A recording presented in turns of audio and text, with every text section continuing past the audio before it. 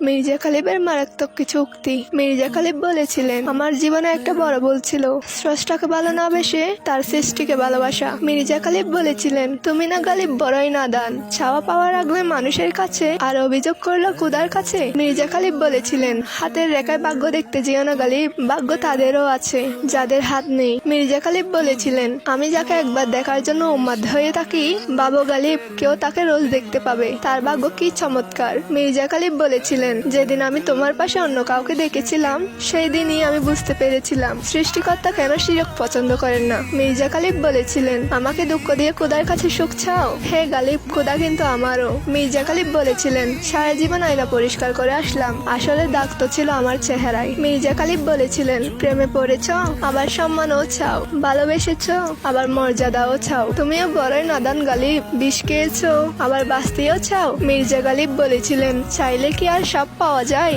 গালিব, ভাগ্য তো আর কবিতা নয় যে নিজের হাতে লেখা যায়।